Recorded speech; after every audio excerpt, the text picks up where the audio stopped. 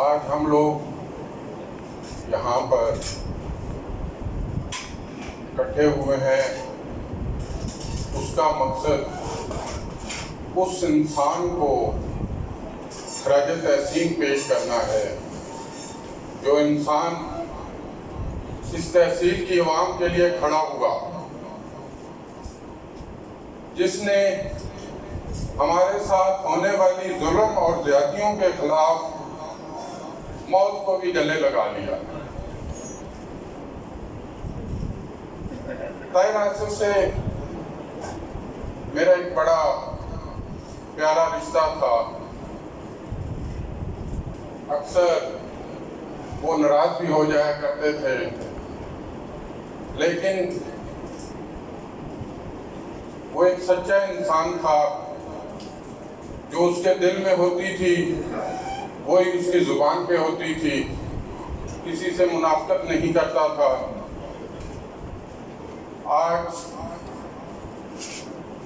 1 سال کے بعد آپ یقین کریں کہ یہ وقت گزرتے ٹائم نہیں لگتا، لیکن ان لوگوں کی یادیں ہمارے دلوں سے کبھی اترتی نہیں۔ 1 سال گزر گیا، ایسے پتہ لگتا ہے کہ ابھی کہیں سے طاہر آ جائے گا، ابھی بول پڑے گا۔ وہ اپنے انداز میں، جو اس کا ایک انداز ہوتا تھا، جو ساری زندگی ایک ہی انداز سے چلتا رہا اور اپنے لوگوں کے لیے کھڑا ہوتا رہا، اپنے لوگوں کا دفاع کرتا رہا۔ یہ جو بھی 1 سال پہلے واقعہ ہوا، کیونکہ آج موقع ایسا ہے کہ میں زیادہ سیاسی بات نہیں کروں، لیکن مجبور ہوں کہ 1 سال پہلے یہ موقع ہی ہمیں سیاسی لوگوں نے دیا۔ اگر اس تحصیل میں اچھے طریقے سے ہمارے لوگوں کو عزت دی جاتی، ہمارے لوگوں کو انصاف ملتا، تو موت تو برحق ہے، لیکن اس واقعے کی وجہ یہی لوگ بنے۔ طاہر آصف اگر اس احتجاج میں کھڑا ہوا تھا تو اس کی وجہ کیا تھی؟ کیونکہ ہم پہ وہ لوگ مسلط تھے جن کو اس تحصیل سے سروکار کوئی نہیں۔ ان لوگوں نے ہمارے لوگوں کے ساتھ ہمیشہ استحصال کیا، ہمارے لوگوں کو ہمیشہ جو ان کو عزت دینی چاہیے تھی وہ دے نہ پائے۔ لہذا میں آج آپ تمام لوگوں سے یہی درخواست کروں گا کہ ہمیں چاہے کوئی بھی ہو، میں اپنی ذات کی بات نہیں کرتا، لیکن ہمیں جب بھی نمائندے چننے ہوں گے تو ہمیں اپنے اندر سے چننے ہوں گے، جو آپ میں سے ہوں، جو آپ میں جن کا رہن سہن ہو، یہاں پر کوئی پردیسی نہ ہو۔ اگر ان پردیسیوں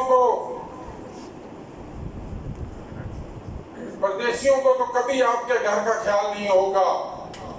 آپ کا گھر وہی سنوارے گا جو آپ میں سے ہوگا، آپ کے لوگوں کو وہی تحفظ دے گا جو آپ میں سے ہوگا۔ چاہے اس جرم میں ہم بھی شریک ہیں، لیکن کسی نہ کسی کو تو یہ روش بدلنی ہوگی۔ میں سمجھتا ہوں کہ اب کسی باہر سے آنے والے کا اگر کسی نے ساتھ دیا تو وہ اس مٹی کے ساتھ وفا نہیں کرے گا۔ ہمیں اپنے نمائندے بھی اپنے میں سے ہی چننے ہوں گے جو ہم لوگوں کو اس پسماندگی سے نکال سکیں، اس ظلم و ستم سے نکال سکیں جس کا شکار چودھری طاہر آصف بھی ہوا۔ کیونکہ اپنے لوگ ہی ہمیشہ اپنوں کا خیال کیا کرتے ہیں. وہ پنجابی کی کہاوت ہے کہ اپنا مارے گا بھی تو چھامے سٹے گا. پرائے کو اس کا لحاظ نہیں ہوتا. یہاں پہ ہمیشہ سے حکمرانی رہی تو باہر کے لوگوں کی رہی. تحصیل پنڈان خان والوں کو ہمیشہ اگنور کیا گیا.